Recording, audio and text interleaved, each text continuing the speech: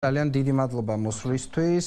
Აი ამ პირობებში ცხოვრობთ ჩვენ ეს ერთი შემთხვევა დღეს ხელისუფლებამ დღევანდელი დღეგლოვის დღედ გამოაცხადა და მინდელი სახელობის შახტა კი დახურა, მაგრამ მე მინდა ვისაუბროთ იმ გარემოზე, რომელშიც საერთო ჯამში ჩვენ ყველანი ვცხოვრობთ.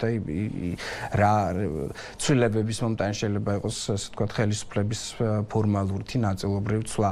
პირველ რიგში მინდა ამ თემით დავიწყოთ, რა გარემოში ცხოვრობთ. ასეთი თემები ჩვენ მე რამდენი გადაცემა აქვს გაკეთებული და ძალიან ბევრი მედია საშუალება და თქვენც იმუშავებდით ამ თემებზე. მშენებლობები, არნორმალური მდგომარეობა, პირდაპირ სასიცოცხლო რისკები, შახტა მაღაროები, ასე ვთქვათ, ზოგადად რომ არსად არ არის ადამიანზე ორიენტირებული სისტემა. მიუხედავად იმისა, რომ ქართული ოცნება აცხადებს, რომ ეს არის ადამიანზე ორიენტირებული ხელისუფლება. რამდენად სარწმუნოა ხელისუფლების 6 წლის თავზე ხელისუფლების ადამიანზე ორიენტირებულობა, როდესაც აი ამ რეალობას ვხედავთ ყოველდღიურად. მადლობა კითხვისთვის. შახტაზე ვიტყვი ერთ-ორ სიტყვას. არაფერი არ გამაგება სამთო-მომპოვებელი მრეწველობის ბუნებრივია, მაგრამ კითხვა ლოგიკურად არაცოდნიდან გამომდინარე მაინც მიჩნდება აპრილის ტრაგედიის შემდეგ. ქართულ ოცნებას ამ შემთხვევაში პასუხს არ ვთხოვ, ხო, პასუხს ვთხოვ იმ ბიზნესს, რომელიც მოიპოვებს იქ ამ ქვანახშირს, რატო არ შეიძლება თუ კი ასეთი სისტემა ხელსაწყოა ტექნიკა არსებობს, შენ მოათავსო ეს ტექნიკა შახტაში და ამუშაო წინასწარი შეტყობინების სისტემა. ანუ სისტემა, რომელიც შენ გატყობინებს რისკის, საფრთხის მოახლოებას. მაგალითად, ხდება, ვთქვათ, გაზის გაჟონვა ან რაღაცა სხვა მიზეზი, რაც უქმნის პირდაპირ საფრთხეს ადამიანის სიცოცხლეს და აი ამის შეტყობინება რატო არ შეიძლება წინ? შეუძლებელია ეს არ არსებობდეს ასეთი რაღაც, ხო, ადამიანმა ეს თემები მოიფიქრა, შეუძლებელია ეგეთი ამ არ იყოს. და თუ კი ეს სისტემა იმუშავებს წინასწარ, ეს ხალხი ან არ ჩავა შახტაში, ან თუ ჩავა, გამოასწრებს იქიდან, და ესე ტრაგედიები არ იქნება. სამი თვე მე ვფიქრობ, სამსებით საკმარისი იყო იმისთვის, რომ რაღაცა მსგავსი ზომისათვის ადამიანის უსაფრთხოების და სიცოცხლის დასაცავად ეზრუნათ და ამ შემთხვევაში მე პასუხს არ ვთხოვ ხელისუფლებას, ვთხოვ აი ბიზნესს, ვისიც ის არის რა. მეორეც, აქ არის ერთი რამ კიდე და აქ უკვე ნელა მივდივარ თქვენი კითხვისკენ. ასეთ შემთხვევებში, როცა ადამიანები იღუპებიან, ზარალი არის აუნაზღაურებელი, მატერიალურად არ იზომება, სიცოცხლე როგორ გინდა ახლა ფულში გაზომო, ხო?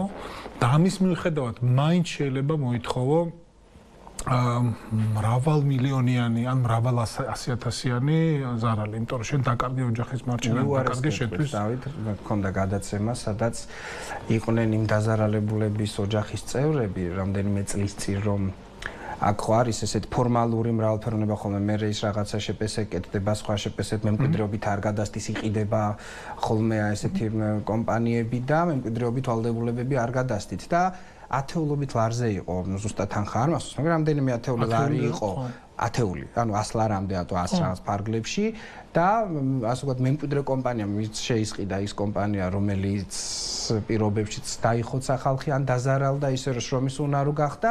ამ მემკვიდრეობის ვალდებულებაზეც კი ვარ თქვა და არავინ არ სთხოვს ამაზე პასუხს, ისევე როგორც არავინ არ სთხოვს პასუხს იმაზე, რომ რასაც თქვენ ამბობთ, დამონტაჟდეს მოწყობილობის. ზოგადად არ არის საინტერესო ადამიანის და დაქირავებულის, შრომის ბაზარი მკაცრია, ბევრად მეტია დაუსაქმებელი და პრინციპით მოკვდება ერთი და ასაქმებენ სხვას, აი ეს ველური გარემო შენარჩუნდა. ამიტომ აქვს მე კიდევ ერთი ეჭვი მაქვს, რომ თუ კანონი არსებობს, მოგეხსენებათ, ხო?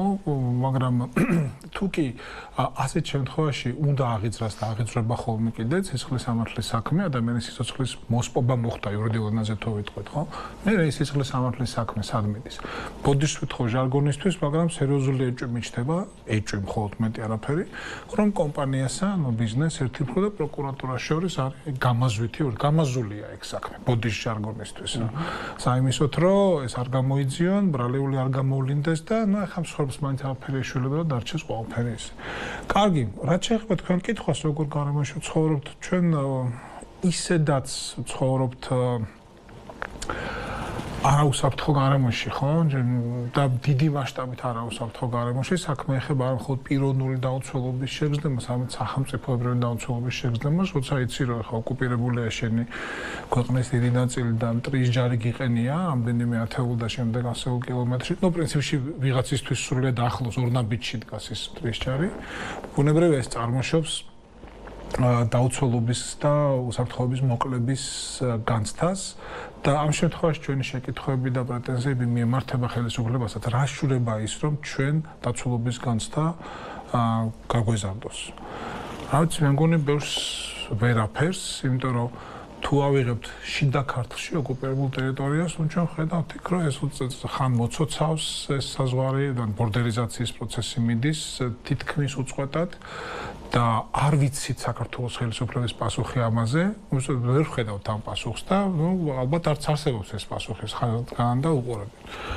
ნუ მეორე ის ვიცით რომ ცოტა ხნის წინ ჯერ კიდე კვირიკაშვილის პრემიერობისას გახსოვს ის ინიციატივა, რომელიც ქალბატონ ციხელაშვილის სამინისტრო მოაწყდა, მშვენიერი ინიციატივა, მაგრამ ნუ ისინი არ მოდიან ამაზე ჯერჯერობით არც ოკუპირებულ აფხაზეთში, არც ოკუპირებულ შიდა ქართლში, ეგ არ აინტერესებთ ჯერ. ესე რომ მოდი თქვათ, რომ ეს არის დაუცველი და ადამიანების სიცოცხლისთვის არაუსაფრთხო გარემო, რითაც ახლა ახალს არაფერს არ აქვს. ხო. აი ოკუპირებული ტერიტორიები ხსენთ, ოკუპირებული ტერიტორიები ადამიანებს იტაცებენ, კლავენ, არაბრუნებენ, არასრულფასოვნად მიცვალებულსაც დატუნაშვილის თემა რომ გავიხსენოთ, რომელიც ასე ვთქვათ. დანარჩენი დასაქმებულები, სიცოცხლის შემცველი რისკები ყოველდღიურად ადამიანები იხოცებიან. პროდუქტი მთელი ნახევარი ქვემო ქართლი თუ მეტი არა ლაპარაკობს იმაზე, რომ აბსოლუტურად დანაგვიანებული ეკოლოგიური გარემოა, რომლის გამოც პროდუქტების სანდოობა საშიშია. ახლახან ჩატარდა კვლევები, აგერ საზამთროს ნესვის მირთმევაც კი ზაფხულში ამის შეუძლებელია ნიტრატების ისეთი დონე აღმოჩენილი ჰაერის შემცველობა ბავშვებში მომატებული ტყვის რაოდენობა და არა მხოლოდ ბავშვებში. და ამ ყველაფრის საგანგაშო დინამიკა ყველაზე მთავარი. და ხელისუფლება, რომელიც 6 წლის თავზე, თავის ხელისუფლებიდან აცხადებს მაინც რომ ის არის ადამიანზე ორიენტირებული ხელისუფლება. სწორს აცხადებს, სწორსაც ის ადამიანზე ორიენტირებული და ჩვენ მიცნობთ ამ ადამიანს. ხო არა, ამ შემთხვევაში უგულისხმობ რომ კითხოთ მოქალაქეზე ორიენტირებული. აი მოქალაქე ზუსტად. მაგრამ სადა ვართ ჩვენ ყველა სხვა დანარჩენი? ჩვენ ვართ დაბლა. ხო, იერარქიულად ჩვენ ვართ დაბლა, ჩვენ ვართ არა ვართ პირველები პრიორიტეტთა შკალაზე ხელისუფლებისთვის. და ეს სამწუხაროდ ეტყობა მათ მოქმედებას ყველანაირად. ეტყობა ისეთ ბრწყალებში უწყინარ პროცედურასაც კი, როგორც არის განხილვა მთავრობის წევრთა კანდიდატების, ხო? იქ როცა შენ გესმის რომ თავისთავად ჭკვიანი კაცისგან, ინტელექტუალისგან, გოგა ქობულიასგან, ეკონომიკის დღეს უკვე მინისტრისგან, რომ ეკონომიკის ზრდა არ არის ჩვენ თვითმიზანი და ჩვენ თვითმიზანია მოქალაქეთა კეთილდღეობის ამაღლება, შენ ძალიანობად პირს აღებ გაკვირვებისგან, რომ ეგ როგორ, აი რა საშუალება გაქვს შენ იმისთვის, რომ ადამიანის კეთილდღეობა გაიზარდოს, ისე რომ ეკონომიკა არ გაიზარდოს? აბა როგორ აპირებ ამას? გამაოგნებელი პასუხი იყოს. აქ ალბათ ეს პასაჟი კიდან მოდის, რომ აი კვირიკაშვილის პრემიერობის დროსო ხო რაღაცა, ასე ვთქვათ, ჩავარდნის შემდგომ კვლავ ხო დაიწყო ამ ეკონომიკური სისტემა გააზრდა, მაგრამ არა ისახა ადამიანს, ანუ თითქოს ეკონომიკა წელში სწორდება და ადამიანზე არ ისახება და ეს ალბათ პოპულიზმის სახეობა, რომლის უკანა მხარესაც ის არის რაღაცა ჩვენ მეგზნობთ რომ აი სწორად აღნიშნავთ, არჩილ ეგ რეპლიკა გამიზნული იყო არა იმაზე, რომ ჩვენ დავფიქრებული ყავით თავრობა ან კეთილდღეობას როგორ გაზრდის ან ეკონომიკას, არამედ ეს იყო ჟესტი ივანიშვილის მიმართ, მას აჩვენეს რომ მიაყოლეს ბოდისვით ხო ამ გამოთქმისთვის ერთი პოლიტიკური პანღური მიაყოლეს პოლიტიკიდან წასულ კვირიკაშვილს. ეგ მაგას ემსახურებოდა ჩემი აზრით უწინარესად აი ლაპარაკი და არა სხვა რამეს. მათ დაადასტურეს თავიანთი ლოიალობა პარტიის უფროსისადმი აი ამ ნათქვამით. თორე მოქალაქეთა კეთილდღეობა გაზარდო ეკონომიკის ზრდის გარეშე ეს შეიძლება უკაცრავად და ტვინის გამორიცხვითაც უბრალოდ მე მეეჭვება ქართულ მედიას ეგ პოტენციალი კონდეს და ეგ გაქანება კონდეს საბედნიეროდ არა აქვს რა ეგ პროპაგანდისტული გაქანება და მაგ რანგის უზნეობა არ ახასიათებთ ქართულ ჟურნალისტიკაში და ოსტატობა სხვა შორის რომ ადამიანები ღარიბი ადამიანები რომელთაც უჭირთ დაარწმუნონ რომ ისინი კარგად ცხოვრობენ და ათქმევინონ ეს ამიტომაც მე მეეჭვება რომ თვალის ახოვა გამოვიდეს მოქალაქეებისათვის ეგ ჩვენ არასოც არ ვიტყვით იმედი მაქვს დიდი ნაწილი მოქალაქეებისა როგორც არ უნდა შეეცადოს ამას მომავალში ხელისუფლების მიმართ უაღრესად ლოიალური მედია და წარმოაჩინოს საქმე ისეთი თქოს ეკონომიკა არ იზრდება მაგრამ მოქალაქეთა კეთილდღეობა იზრდება არ გამოვა ეგ საქმე რა ხო მოქალაქეებს ვერ დაარწმუნებ იმაში რასაც ისინი ვერ გრძნობენ და ვერ ხედავენ ასე მგონია როცა საქმე ეხება მათ კეთილდღეობას მათ გაჭირვებას მათ სიღარიბეს როგორ გინდა ხა შენ აიძულო ადამიანი ათქვენო რომ კი მე ბედნიერი ვარ როცა ის არ არის ბედნიერი და პირიქით გაჭირვებულია აქეთ საინტერესო თემაც არის მახალი მინისტრთა კაბინეტი ახალი ახალია მაგრამ რამდენადმე ახალი მინისტრთა კაბინეტი ახალი პრემიერი რომელიც აი ბოლო პერიოდში გამორჩევა რაც ვხედავთ ესეთ პოპულისტური შემდგენელებით იქ ლაპარაკი დღესაც მაგალითად რო ამბობ რომ ხალხს როგორ გინდა დაარწმუნო მაგალითად ხალხი ბევრი ადამიანი მეუბნება რომ აი ბანკების წინააღმდეგ გაილაშქრა ოღონდ სინამდვილეში რეალობა რა არის ბანკების წინააღმდეგ არავინ გაილაშქრულა ბახტაძის განცხადებებით შეიცვალა ადამიანის უფლება შემცირდა აიღოს თუნდაც და თავად გადაწყვიტოს სად და როგორი სესხი აიღოს რეალურად საბანკო სისტემაში არაფერი სერვისში იმაზე რაზეც იყო მოთხოვნა რომ კაბალური პირობები ოდნავ ადამიანური ყოფილიყო და რაღაცა კონტექსტში თუ მაინც და მაინც და სახელმწიფო თქვა იმ შემთხვევაში. ანუ პრინციპში არაფერი შეცვლა, უბრალოდ მოქალაქის უფრო და უფრო გაუჭირდა ყოველდღიურად თუნდაც ბანკთან ურთიერთობა.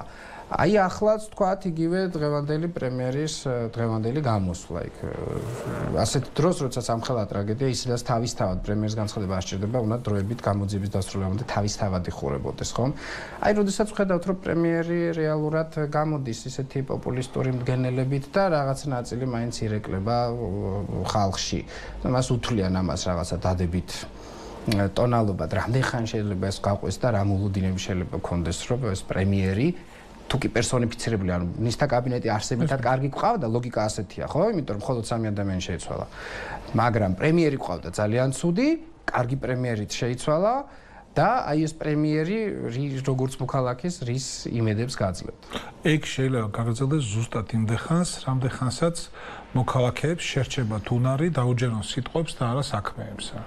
მოდ ჩვენ უნდა შევძლოთ მოქალაქეებმა და ჟურნალისტებმა რომ ველაპარაკოთ ადამიანებს არა მარტო სიტყვებზე და განზრახვებზე, და ხელისუფლების ბუნება და არა მარტო ქართული ოცნების და საერთოდ ხელისუფლების ბუნებაში შედის ის რომ მათ უყვართ გადაწყვეტილების მიღება და გადაწყვეტილების მიღება უკვე მიაჩნიათ საქმე და იმის აღსრულება შეიძლება დიდად არ დაგიდევენ და ეს არ არის ფარისევლობა, ეს ასე ხდება პოლიტიკაში, ხო? აი რაღაცამდე მივიდნენ კამათეს მიიღეს გადაწყვეტილება და აი უკვე დიდი საქმეა, მაგრამ იმას რა ხორცსა მან ასხამ თუ არა ხორცს საერთოდ ეგ არის უკვე სხვა საკითხი, რომელიც მიავიწყდეთ. ესე რომ მედიაზე არის ბევრი დამოკიდებული და მოქალაქეთა კრიტიკულ გონებაზეც ხელისუფლების სიტყვებს თვალე მიადევენ, უნდა მე მოთხოვონ იმ სიტყვები და რა შეასრულეს და რა არა. ახლა ზოგჯერ ისეთ სიტყვა ჯობია რომ არ შეასრულონ. ხო, რაც ეხება მაგალითად კრედიტების მისაწვდომობას და მისაწვდომობის შეზღუდვას ზოგიერთი ტიპის ზოგიერთი კატეგორიის მოქალაქეებისათვის, მაგრამ პრემიერს თუ დაუბრუნდებით. პრემიერი არ არის მთავრობის ხელმძღვანელი. ფაქტობრივად ის არ არის მთავრობის ხელმძღვანელი, იმიტომ რომ რაზეც ჩვენ ლაპარაკი დავიწყეთ, ანუ უსაფრთხოების საკითხებზე, ის საერთოდ არ ეხება პრემიერს. ფორმალურად ეხება, რეალურად არ ეხება. კრინტი არ დაუძრავს ბახტაძეს, როცა ის ლაპარაკობდა ახალ მთავრობაზე, არც შინაგან საქმეთა სამინისტროს მუშაობაზე, არც სახელმწიფო უსაფრთხოების მუშაობაზე. არ და ერთი რაც მოახერხა, არა, ბახტაძეს არა. ჩვენ დავინახეთ ძალიან მეტყველი ჟესტი, ყველაში ამჩნევდა ამას. შინაგან საქმეთა მინისტრმა როგორ გამოუწია მიკროფონი თავდაცვის მინისტრს, ხო? ეს ხო აჩვენებს იმას, ვის ხელშია რეალური ძალაუფლება, არა პრემიერ-მინისტრის. აი ეგ არის ჩემი აზრით ყველაზე დრამატული უახლეს ქართულ ისტორიაში, რომ რაც უნდა შესუსტებულიყო ნაციონალური მოძრაობის შემდეგ, ის არათუ შესუსტდა, არამედ განძლიერდა. ეს არის ძალოვანი სტრუქტურების როლი პოლიტიკურ მმართველობაში. მაშინაც უსაფრთხოების სამსახური, შინაგან საქმეთა სამინისტრო, რომელიც მოიცავდა უსაფრთხოების სამსახურს, იყო ძალიან მნიშვნელოვანი სტრუქტურა პოლიტიკური მმართველობის განხორციელებისას და მისი როლი უნდა შემცირებულიყო. ხა მე კი არ მირჩევია ქართული ოცნება, მაგრამ ვინც აირჩია ეგ-ს იმედი ჰქონდა და ეს იმედი გაუწბილდათ მოქალაქეებს. არ ვლაპარაკობ ამას ნიშნის მოგეთ, იმიტომ რომ აღარც მე მინდა ეგეთ ქვეყანაში ცხოვრება, სადაც პოლიციის და უსაფრთხოების ორგანოთა როლი არის ყველაზე მნიშვნელოვანი პოლიტიკურ მართვაში. და ამ დროს ჩვენ ხედავთ, რომ სტატისტიკა აჩვენებს, რომ ის რასთან ბრძოლაც მათ ევალებათ დანაშაული, ის იზრდება ამასობაში. შენ შეიძლება პოლიტიკურად მართო, მაგრამ აი შენი საქმე კრიმინალის მიხედვა რაღაცნაირად განზე გრჩება, ხო? ახალი სტატისტიკით 52%-ით არის გაზრდილი კრიმინალი. აი ეს არის. ასე რომ ჩვენ გვყავს ახალი, მაგრამ ძველებურად არასრულფასოვანი პრემიერი, რომელსაც არ ეკითხება ეგზისტენციალური საკითხები, პოლიტიკური თვალსაზრისით ეგზისტენციალური საკითხები, უსაფრთხოების, სიცოცხლის დაცვის. არ ეკითხება მას ეს. ეს ეკითხება სულ სხვა კაცს. მაგრამ აი ჩვენ მოსახლეობას ჯერ კიდევ გვიყვარს კადრების ცვლა და ჯერ კიდევ მიღებული არის როგორც პროპაგანდისტული მეთოდი დადებითი მოლოდინების ხელოვნურად შესაქმნელად. მაგრამ 6 წელში 4 პრემიერი. მგონი 5 პროკურორი, გენერალური თავარი პროკურორი. სამინისტროების პირველი პირების ცვლა, რომლებიც მოდიან სულ გლობალური ამოცანით, მთლიანი სისტემის ძირფესვიანი ცვლით, პლუს სტრუქტურული ცვლილებები, რომელიც თავისთავად ძალიან ბევრი განვითარებული ქვეყანა დღესაც კი ერიდება გლობალურ სტრუქტურულ ცვლილებებს ხოლმე, იმიტომ რომ იქ მთელი შერწყმის შემდეგ ხელახლა სტრუქტურაში საქმნელი ადამიანური რესურსების სისტემა ერთიან სტრატეგიაში ჩასმა და ეს წევს ხოლმე პრაქტიკული დინამიკის შესაძლებლობას კიდევ უფრო შორს. რამდენად ადეკვატურია აი ეს საკადრო ცვლილებები იმ რეალობისა, რაც ჩვენ გვაქვს და რამდენად დამაიმედებელია, რომ ზოგადად ყველა საკადრო ცვლილებას ჩვენ ესე ტაშის ყვრით არ შევხვდეთ და თან ძალიან სასწილო შემთხვევა არის ხოლმე თავისი ასე ტრაგიკული, მაგრამ როდესაც ჯერ არ გავლილ, აი ინდიკატორია ხოლმე რა პარლამენტში ხმა უნდა დაამტკიცოს, ჯერ არც საკომიტეტო მოსმენები, არც ფრაქციებში მოსმენები, არაფერი. როგორც კი წარედგინება, უმრავლესობა მომენტალურად აცხადებს, რომ ეს არის უნიკალური საკადრო ცვლილებები, რომელსაც აუცილებლად მხარს დაუჭერენ. ხანდახან ოპოზიციაც რამდენადმე მეორე უკიდურესობაში ვარდება, რომელიც არ უსმენს, მაგრამ თავისთავად ეწინააღმდეგება და იდეაშივე თეორიულადაც გამორიცხავს, თქვათ მათ მიმართ რაღაც დადებით კონტექსტს, მაგრამ აი ეს მიდგომა თავისთავად რატომ გახდა ხელისუფლება ძალიან რიტუალური, ყველაფერი ფორმალურად მიმდინარეობს, აბსოლუტურად რიტუალის პროცესი გვაქვს. მე მთავრობის დამტკიცების დღეს ვიძახდი, რომ მთავრობის დამტკიცების რიტუალი მიმდინარეობს პარლამენტში თქო. თქვენ გამახსენეთ ერთი სევდიანი რამ ჩვენი ცოტა დიდი ხნის წინანდელი ისტორია, ეს საბჭოთა ისტორია, როდესაც საბჭოთა საქართველოს ხელმძღვანელებს კი ქონდათ რაღაცა ძალაუფლება, ნამდვილად ქონდათ, მაგრამ მნიშვნელოვანი პოლიტიკური განწყობილების მიღება მათ არ შეეძლოთ, ასე ვთქვათ, აი სტრატეგიული მართვა ქვეყნის, ხო? მათი ძალაუფლება ყველაზე მეტად ვლინდებოდა კადრების შერჩევა დანიშვნაში. აი ეს არის ქართული მართვის ტრადიცია სამწუხაროდ ერთ-ერთი, ხო? აი ვიღაცას მოხსნი, ვიღაცას დანიშნო და ჩასვით თქოს შენ ძალაუფლება აქვს და იმ მართვას ამ დროს სულ სხვა ახორციელებდა მაშინ. არ მომფრო ეხლა ასეა, მაგრამ აი ეს აღქმა, რომ ეხლა ადამიანებს გამოცვლა საქმეები სხვანაირად წავა, ხო? ეს ჩვენ მოყვება არა მხოლოდ დამოუკიდებლობა აღდგენილ საქართველოში, ანუ ბოლო 27 წელია, არამედ უფრო დიდი ხნის უფრო სიღრმიდან მოყვება, რა, რომ ადამიანების გამოცვლა შეიძლება ბევრ რამეს ნიშნავდეს. შეიძლება ბევრ რამეს ნიშნავდეს, მაგრამ ამ ხელისუფლების ხელში, როდესაც არ იცვლება ადამიანი, ვის მიმართაც მიმართება არ იცვლებათ ქართული ოცნების წევრებს, იქ ვინც გინდა ის ცვალე, ხო? თუ შენ ბედავ და ფიქრობ ივანიშვილისგან განსხვავებულად, შენ პოლიტიკურ კარიერა მთავრდება. რა თქვა კვირიკაშვილმა, რომ მას უთანხმოება ქონდა ივანიშვილთან. პირდაპირ აღიარება იმისა, რომ ამ უთანხმოებას შეეწირა და ამ უთანხმოებამ დაუსვა წერტილი მის პოლიტიკურ კარიერას. არ უთქვამს, არ იყო გამბედაობა ეთქვა, რასაკითხებში არ ეთანხმებოდა, ხო? მას მაინც გავიგებდით რასაპირებდა ეს კაცი, ხო? გავიგებდით რასაპირებდა. ასე რომ რეალურად ჩვენ გვყავს ივანიშვილის მერამდენე მეოთხე მთავრობა, ერთი იყო თვითონ ივანიშვილის, ღარიბაშვილის, მერე კვირიკაშვილის და ახლა გვყავს აი ეს ბატონი ბახტაძის მთავრობა. ეს არის ივანიშვილის მთავრობა. და აქ შემოდის კიდევ ერთი ძალიან საინტერესო ფიგურა, რომელზედაც აი ამის გაკურებით იჩეჩავდნენ მომხრებს, აი რატო არ ცვლის, რა თუნდაც ქავტონ წულუკიანს გულისხმობ. რა თქმა უნდა ქავტონ წულუკიანი ბიძინა ივანიშვილს და აქ როგორ ვთქვათ წულუკიანი არის შესანიშნავი მეხამრიდი.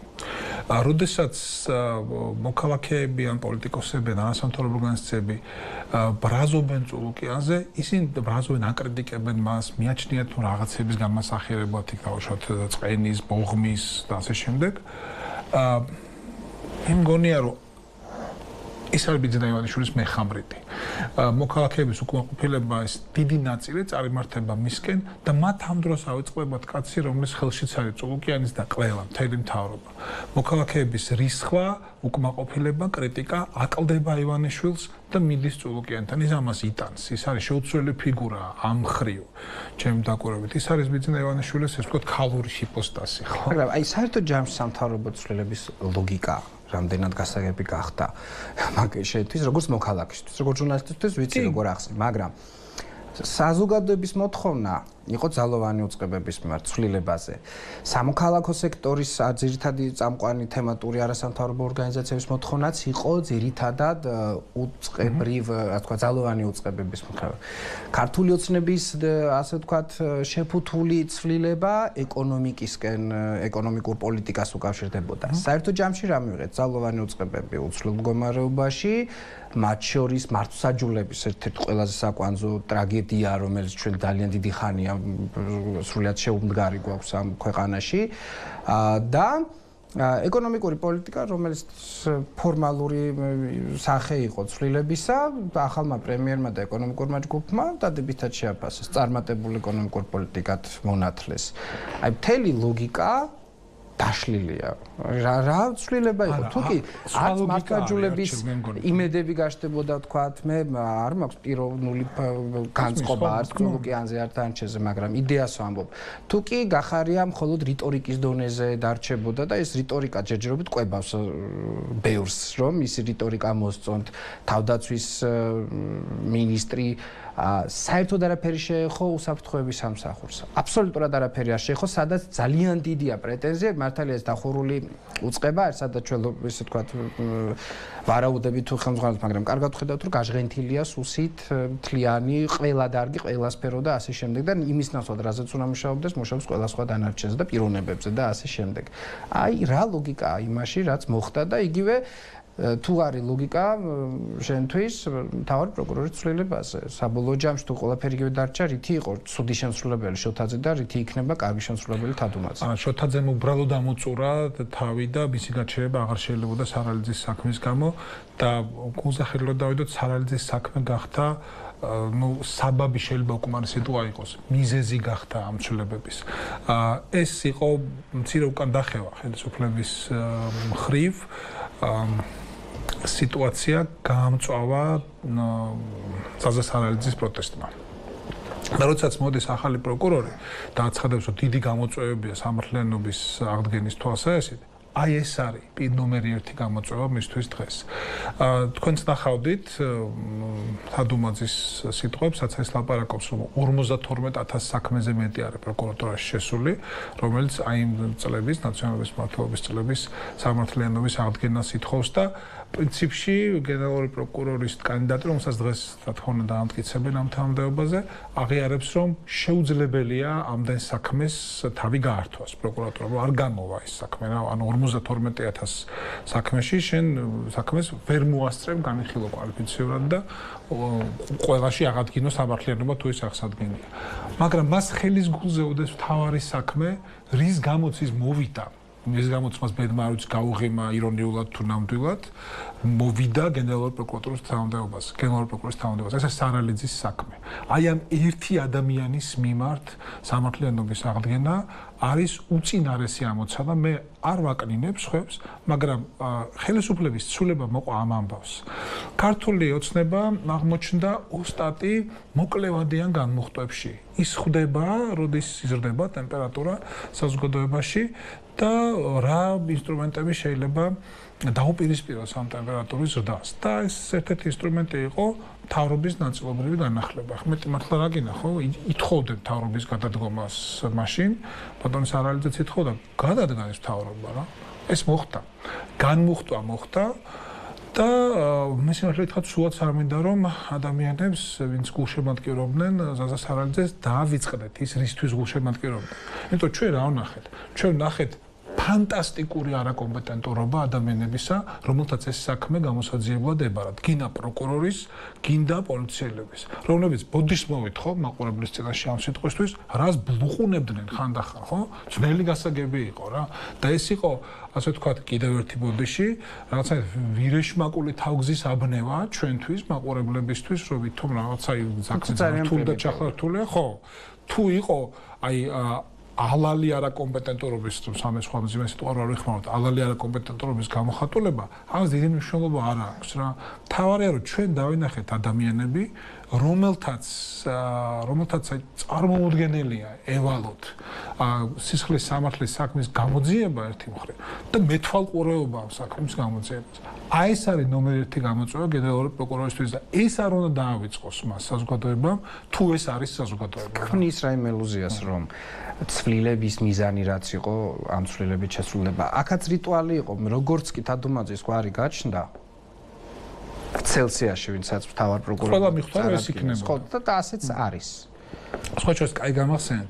ბატონი ქობულიას გვარიც ეგრევე გაისმა და ბატონ ქობულიას მე ვფიქრობ ჰქონდა დიდი დრო, ну მინიმუმ 3 კვირა მაინც რომ რაღაცა კარგად მომზადებულიყო თავისი ხედვების წარმოსაჩენად, მაგრამ მან სულ სხვა მესიჯი გაუშვა, მაგრამ დაუბრუნდეთ ამ საქმეს.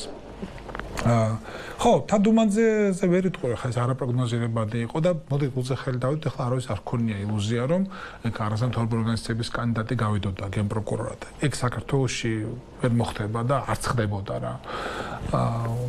და ეგრე არის პოლიტიკური გუნდი ირჩევს კანდიდატს ყოველთვის და მას გაყავს. აქ თქვენ სიტყვა ილუზია ახსენეთ კითხვის დასმისას, ილუზიებს საერთოდ არ მაქვს, რაც აღნიშნავს მაინც სკეპტიკურ დამოკიდებულებას, იმიტომ რომ მიმაჩნია, რომ ჩვენ საქმე უწინარესად უნდა გქონდეს საზოგადოებრივ სიმწიფესთან. საზოგადოება უნდა მოთხოვოს თადუმაძეს ისეთივე სიმძაფრით, როგორც მაისის თვეში ითხოვდა სამართლიანობის აღდგენას ბრალეულის მიკვლევას და დანაშავის ბრალდებული სკამზე დასმას სარალიძის საქმეში. აი ეს საქმე არის ნომერი 1 ამოცანა მე მგონია. ერთი კაცის მიმართ უნდა აღდგეს სამართლიანობა ჯერ, რომელიც ყვირის. კაცი კი არა, ეს საქმე ყვირის რა. ხო, თუმცა ასეთი საქმე საკმაოდ ბევრია. აქ უბრალოდ თავად ზაზა სარალიძემ იპოვნა საკმარის ენერგია და ბევრად უფრო მძიმე საქმე, სადაც სისტემების არა, ასე ვთქვათ, ხელის თავზე გადავლება, რაღაცის დაფარო, არამედ სისტემის მონაწილეობა ჩანს, მათ შორის შინაგან საქმეთა სამინისტროს კუთხით პოლიციელების მიტინგებზე ადამიანები რასაც ლაპარაკობდნენ, რა ტკივილები გამოიტანეს, რა ფაქტები გამოიტანეს, მაგრამ გვასოვს ეს. აი ამას უნდა მოეწყო ეს ფეთქებად საერთო მდგომარეობა, თუ აქვს ხელისუფლებას ჯერჯერობით სრული იდილია, რომ კომფორტულად იქცეს და უნებლად. იმიტომ ეხა ზაფხულია, განმუხტვა მოხდა, მე იქნება საპრეზიდენტო არჩევნები და ჩვენი უნებები ალბათ ამ საპრეზიდენტო არჩევნებისკენ წარიმართება, მაგრამ თუ ჩვენ გავითვალისწინებთ ივანიშვილის მთავრობათა ტრადიციულ უნარობას გაუმკლავდნენ სერიოზულ გამოწვევებს, უზრუნველყოდნენ ეკონომიკური ზრდა და ახლა უკვე ეკონომიკური ზრდის გარეშე უზრუნველყოდნენ მოქალაქეთა კეთილდღეობა. ეს უკმაყოფილება ჩამცხრალია, მაგრამ წამოიწევს ისევ. და ხელისუფლება არ ვიცი იმჯერად ახლა რას დაუპირისპირებს, მაგრამ წარმოდგენა არ მაქვს. ოღონდ ბოდიში კიდევ ერთხელ ჟარგონისთვის ჩვენ აღარ უნდა ვჭამოთ მთავრობის გამოცვლა როგორც საშუალება და როგორც ხო რაღაცა ხერხი და იარაღი რომ აი ხა მთავრობა გამოცვალეს და აწი იწყება კაი ცხოვრება ყველასთვის. არ არის ეგრე. და ბოლოს აი საპრეზიდენტო არჩევნები ახსენე. რაიმე მცირე ინტრიგას მაინც თუ ხედავ შესაძლებლობებში და შედეგებში ან რაღაცა აი ამ მეტოქეობაში თუ ესეც რიტუალი იქნება, სადაც ოპოზიციამაც იცის თავისი არათავდაჯერებულობის მიზეზი საბაბი და ისიც ფორმალურად მიყვება. არის ცუნება რომ გიპასუხოთ არა, მაგრამ კანდიდატები არ ვიცით ჯერ და რა ინტრიგავენ დავით. გრიგოლ ვაშაძე, რომელიც ნაციონალურ მოძრაობასთან ერთად 10 პარტიამ, 9 პარტიამ კიდევ წარადგინა საკუთარი კანდიდატურობა. წარადგინეს, აბა ხვალ წარადგენ თომ პრაქტიკულად წარადგინეს იდეურად, თქვათ აქტი შესრულდება ხვალ. ევროპულ საქართველოს თავის კანდიდატი ეყოლება, გირჩევს თავის კანდიდატი აქვს და ასე შემდეგ. Ну, კანდიდატურები ახლა პუტინის არჩევნების დროსაც რაოდენობრივი კანდიდატები, ოპონენტები მასად ბევრი ყავდა, მაგრამ თავიდან ბოლომდე ბლეფი იყო და რიტუალს მიყვებოდა როგორც ლამაზ, იმას რა ქვია, ტრადიციას. მე ვფიქრობ პოლიტიკოსებს მოსანახი აქვთ, გადასახალისებელი აქვს, განსაახლებელი აქვთ, როგორც ამორჩეულთან ურთიერთობის ხერხები, წესები, არ უნდა დაიზარონ ერთი მათთან ურთიერთობა, მეორე ენა. არ ვიცი რა, რო ვიცოდი ალბათ მეც პოლიტიკაში ვიქნებოდი, მაგრამ მოქალაქეებს რაღაც ისეთი უნდა გააგონო, როგორც ჩანს, რაც მათ მინიმუმ არჩევნებზე გამოიყვანს რა. მომხრობა იქით იყოს და აი ესეც გამოწვევა არის საპრეზიდენტო არჩევნებში. ხა ზოგადად ხელისუფლებაზე აღარ ვიმარ, პოლიტიკური ოპოზიციაც ეპოქას თქვენ სულ დასაწყისში დასვით კითხვა, როცა საერთოდ საკითხს ამ მონაკვეთისთვის, რატომ გრძნობს თავს ხელისუფლება კომფორტულად? ცხადია, მაგიტომაც გრძნობს, რომ ოპოზიცია სუსტი ყავს, ხო? ჯერჯერობით ოპოზიცია შეიძლება რაღაც თავის ინტელექტუალურ სიძლიერეს ხანდახან აჩვენებდეს, მაგრამ მოქმედებაში ის ჯერ ძლიერი არ არის. მას არ აქვს იმ ხელმხალდაჭერა ჯერ, რომ ხელისუფლება დაფეთდეს. ასე რომ ხელისუფლებას ჯერჯერობით შეუძლია იყოს მშვიდად. ძალიან დიდი მადლობა დავით სტუმრობისთვის და მოსაზრებების გაზიარებისთვის და გაცვლისთვის. ჟურნალისტი დავით პაიჭაძე იყო ჩემი სტუმარი. დღის გადაცემა ამით დასრულებულია. ჩვენ შევხვდებით საღამოს 17:30 და 30 წუთზე დროებით.